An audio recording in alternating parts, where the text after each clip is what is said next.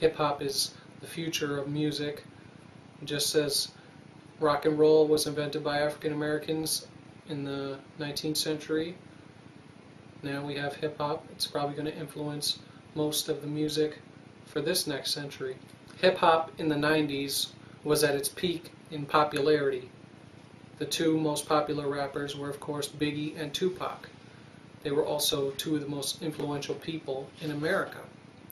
Tupac especially, him being a genius and all, he realized that to get everybody's attention, he started this East Coast, West Coast war that we still feel the ramifications of today. And he realized that once we got everybody's attention with that, then we can go ahead and unite the East and the West and have this very powerful movement. Hip-hop was so powerful that someone felt the need to kill it.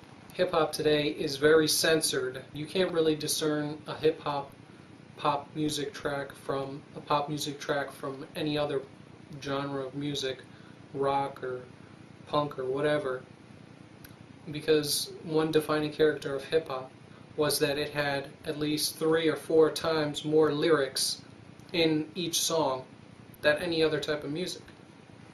So you had to write a whole lot more. You had a whole lot more to say if you were making a hip-hop record than any other type of record.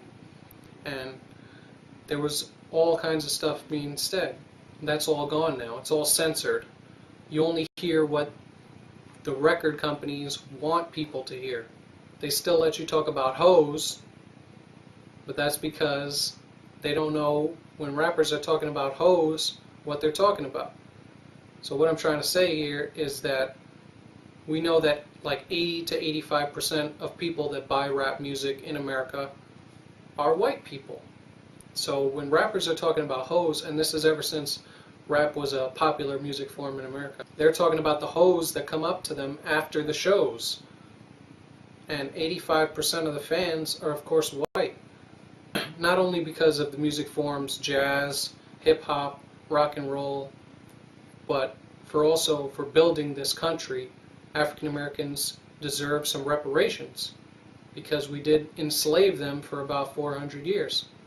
So my plan, which is very simple, very straightforward, hard to argue with, all it says is that those who are in the top 10% in terms of income per year should give 10% of that income, a small slice.